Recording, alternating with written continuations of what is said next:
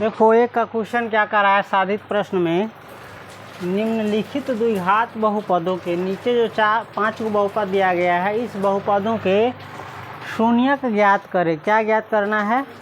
शून्यक ज्ञात करना है तथा शून्यकों और गुणांकों के बीच संबंधों को सत्यापित करें यानी साबित करें। देखो सबसे पहला क्वेश्चन है ना, यहाँ एक्स स्क्वायर माइनस 4, ये देखो द्विघात बहुपद है ना। द्विघात बहुपद का व्यापक रूप होता है X square plus B X plus C, है ना।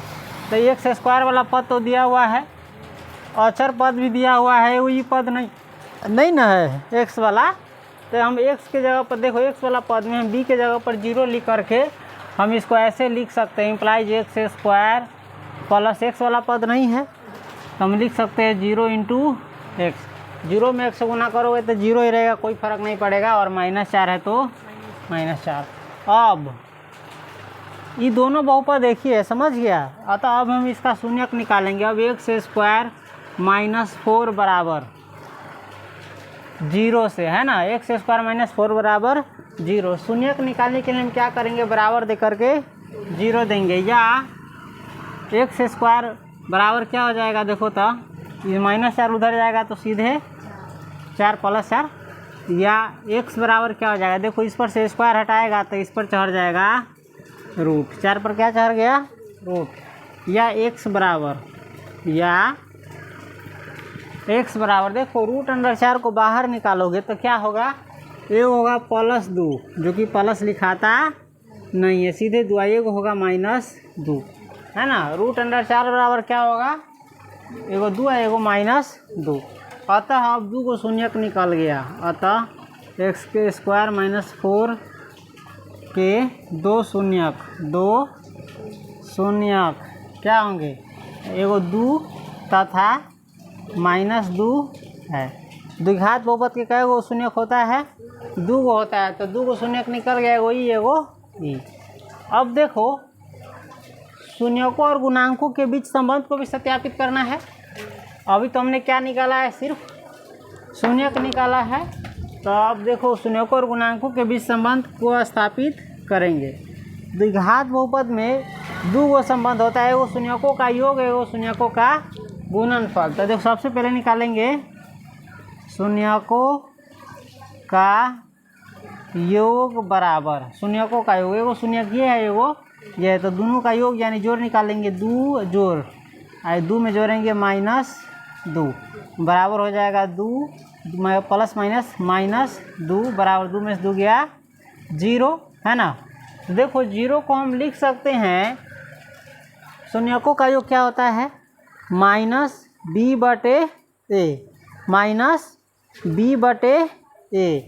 तो हम लिख सकते हैं 0 को 0/a के जगह पर देखो a क्या रहता है, एक्स स्क्वायर का गुणांक रहता है, और b रहता है x का गुणांक।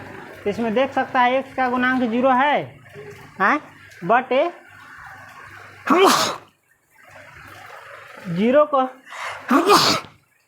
को हम लिख सकते हैं 0/1, 0 को हम 0/1 लिख सकते हैं, इससे कोई दिक्कत नहीं। अब देखो तो 0 जो है x का गुणांक है, तो हम लिख देंगे x का गुणांक -x का गुणांक, कौन सी -x का गुणांक बटे 1 को हम लिख सकते हैं, एक क्या है एक्स स्क्वायर का गुणांक है, तो हम लिख सकते हैं एक्स स्क्वायर का गुणांक। क्योंकि देखो 0 में माइनस लगाने से कोई फर्क नहीं पड़ता है, तो हम लिख सकते हैं -x का गुणांक बटे एक्स स्क्वायर का गुणांक। और दूसरा क्या है, शून्यकों का गुणनफल। जगह नहीं हट रहा है, चलो तो भी हम इसमें हटाने की कोशिश करते हैं। शून्यकों का गुणनफल, तुम सही से लिखना, शून्यकों का गुणनफल यानी शून्यक है कितना, एगो होता है 2, गुणनफल यानी इस दोनों को गुना करके निकालेंगे, 2 गुने -2 बराबर, पहले प्लस गुने माइनस 2 दूनी 4। अब देखो शून्यकों का गुणनफल क्या होता है, c/a, c तो यहाँ ये है -4, और बटा a में हमको एक की ज़रूरत है, एक्स स्क्वायर का गुणांक है ना है, तो -4 को लिख सकते हैं -4 और बटे 1, ये दोनों समान है, कोई दिक्कत नहीं है। अब देखो तो -4 है अचर पद, आए बटे 1 है एक्स स्क्वायर का गुणांक, एक्स स्क्वायर का गुणांक है ना। और शून्यकों का गुणनफल क्या होता है, द्विघात बहुपद में अचर पद बटे एक्स स्क्वायर का गुणांक। हमारा संबंध सत्यापित हो गया, यही ना। चलो इसको नोट करो, शायद बुझा रहा है कि नहीं बुझा रहा है, काम चल जाएगा। दूसरा बहुपद देखो तो क्या है, 4y स्क्वायर है ना, 4y square minus 4y plus 1। इसका क्या निकालना है, शून्यक निकालना है। पहले शून्यक निकालेंगे, तो शून्यक निकालने के लिए लिखेंगे बराबर दे करके 0। अब देखो इसका गुणनखंड किया है, गुणनखंड विधि से निकालेंगे हम। देखो इस पिछला पद को तोड़ना रहता है, समझ गया। कैसे तोड़ेंगे, या हम इसको लिख सकते हैं, देखो तो 4 को हम कैसे तोड़ेंगे कि गुना करने पर 4 इकाई 4 आए और जोड़ने या घटाने पर -4 आए। देखो हम लिख सकते हैं 4y square minus 2y minus 2y, 4y को -4y को लिख सकते हैं -2y माइनस 2y प्लस 1 बराबर 0, क्योंकि देखो -2y माइनस 2y इस दोनों को जोड़ते हैं तो हो जाता है -4y, और गुना करने पर देखो तो ये 4y स्क्वायर और गुने 1 है तो 4y स्क्वायर ही रहेगा, यानी इसको गुना करने पर इस दोनों को हमको आना चाहिए 4y स्क्वायर, तो -2y। अगर हम इसको गुना करते हैं तो minus into minus plus, minus into minus plus, जो लिखाता नहीं है, 2 दूनी 4, y में y से गुना करेंगे तो y स्क्वायर, ये पूर गया। तो हमारा ये जो पिछला पद टूटा है ये क्या है, सही है, क्या है, सही है।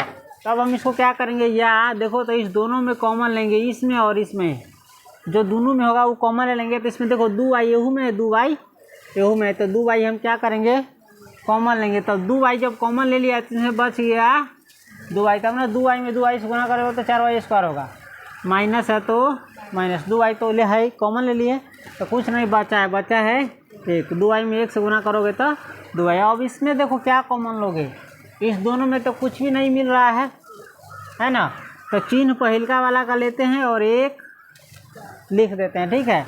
-100 में कॉमन आता है तो इसमें हो गया सीधे 2y, तब ना -1 में 2y से गुना करोगे तो -2y होगा, minus into minus, minus into minus plus, यहाँ प्लस पुराना रहता है तो यहाँ माइनस देंगे तब ना माइनस इंटू माइनस प्लस होगा, और 1 में 1 से गुना करेंगे तो 1 हो जाएगा बराबर 0।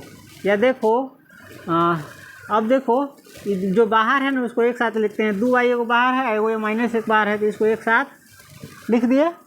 कोष्ठ के अंदर जो है एगो सो लिख देते हैं 2y माइनस 1 बराबर 0।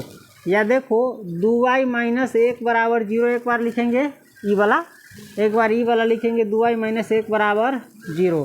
या 2y बराबर हो जाएगा -1 उधर जाएगा तो सीधे 1, और सीधे y बराबर हो जाएगा 1/2, बटा में चला जाएगा।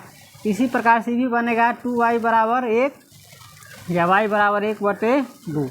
अतः ये जो बहुपद दिया हुआ है 4y square minus 4y plus 1 के 2 शून्यक कौन कौन है, 2 शून्यक 1/2, 1/2 है, चाहे तथा लगा दो, दोनों शून्यक एक ही प्रकार का है ना। अब तो हमारा शून्यक निकल गया। अब हम क्या करेंगे, शून्यकों और गुणांकों के बीच जो संबंध होता है द्विघात बहुपद में उसको सत्यापित करेंगे। अब सबसे पहला संबंध होता है शून्यकों का योग, होता है ना, शून्यकों का योग। तो शून्यकों का योग बराबर देखो 1/2, एगो तो 1/2 है और जो एगो और है 1/2 ये है, तब बराबर 2 का लसा 2 इकाई 2 तेज इकाई 1 जोड़ 2 इकाई 2 तेज इकाई 1 देखिए 2/2 कट के हो जाएगा 1, है ना, कट के हो जाएगा कौन सी 1, है ना, बराबर देखो बराबर 1, बराबर देखो 1 को हम किस प्रकार से लिखेंगे कि शून्यकों का योग होगा -b/a, यानी -x का गुणांक बटे x स्क्वायर का गुणांक। तो a को देखो तो हम लिख सकते हैं, देखो y का गुणांक भी कितना है 4 ही है, -4, और y स्क्वायर का गुणांक भी 4 ही है, तो हम a को लिख सकते हैं माइनस इंटू -4/4। क्यों, क्योंकि माइनस इंटू माइनस प्लस 4/4 बराबर 1 कट के हो गया। बराबर देखो तो माइनस है तो माइनस, और -4 देखो तो y का गुणांक है, उसमें x था तो x का गुणांक लिखे थे, इसमें y वाला है तो -y का गुणांक है। देखो तो y का गुणांक बटे दूसरा होगा हमारा y² का गुणांक। 4y² का गुणांक है तो हमारा पहला संबंध सत्यापित हो गया। उसके बाद दूसरा संबंध क्या है, शून्यकों का गुणनफल है।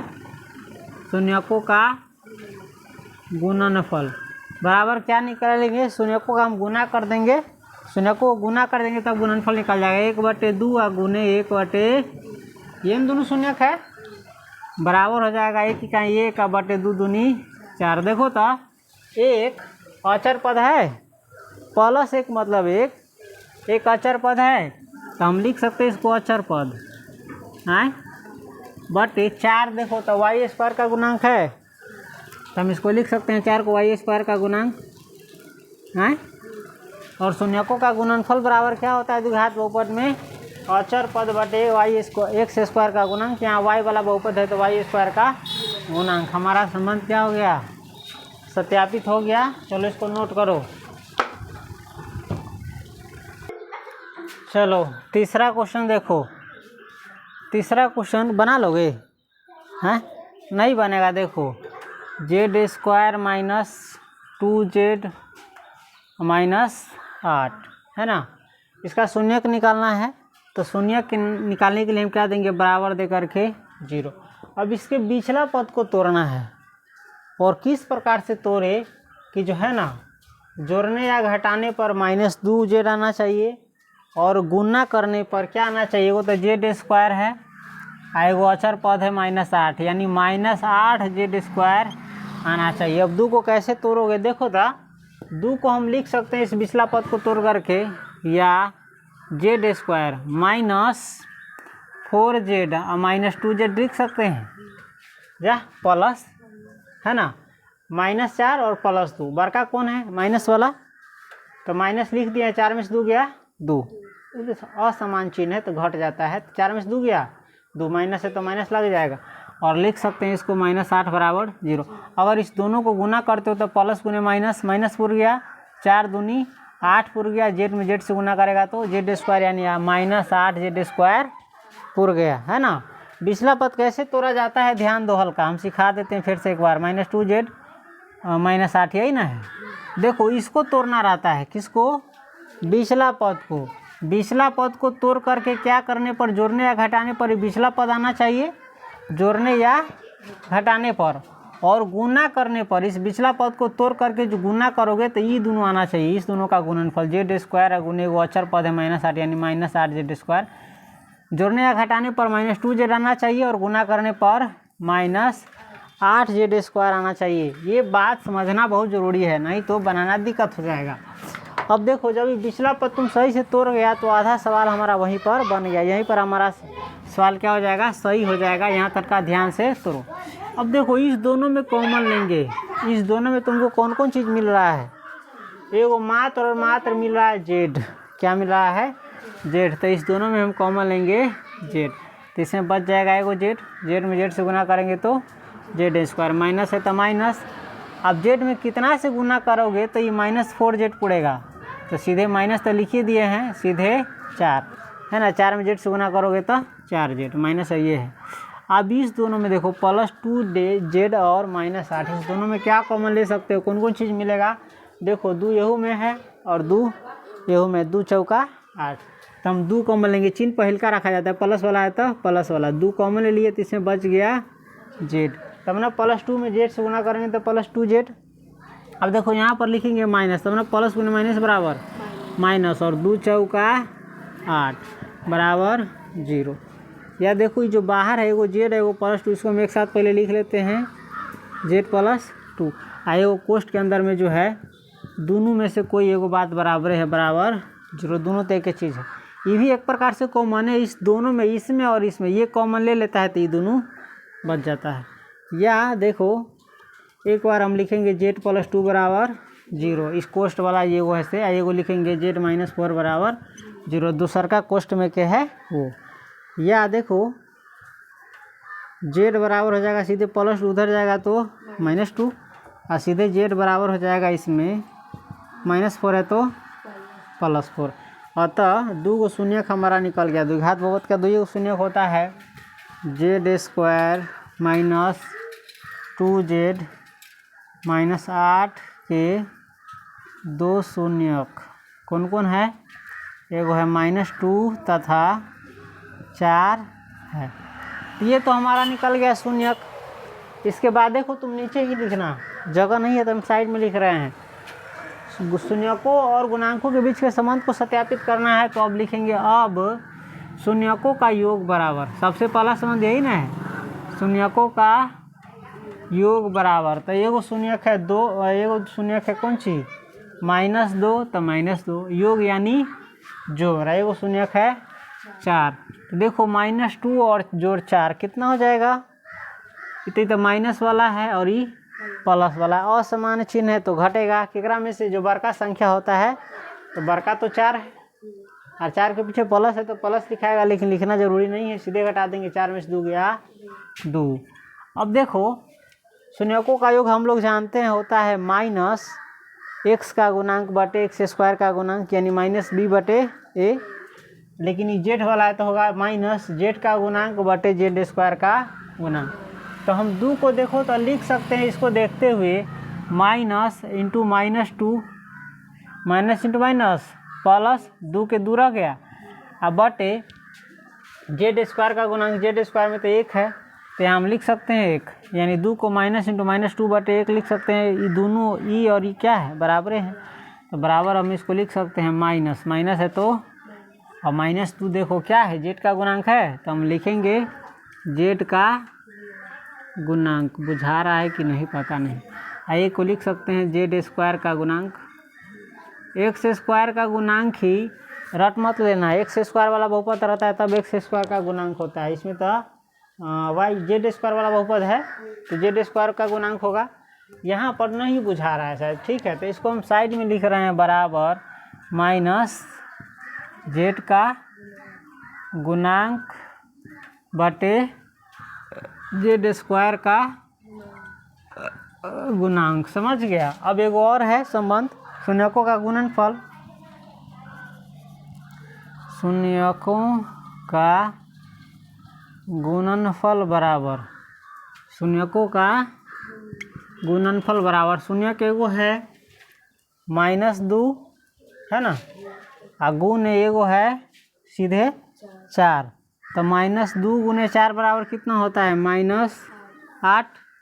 -8 होता है। हम इसको लिख सकते हैं -8 बटे 1, -8 और -8 बटे 1 दोनों बराबर है। अब देखो तो -8 है अचर पद है, इसमें अचर पद दिख रहा है ना, -8 है बट 1 है z² का गुणांक तो हम लिखेंगे z² का गुणांक।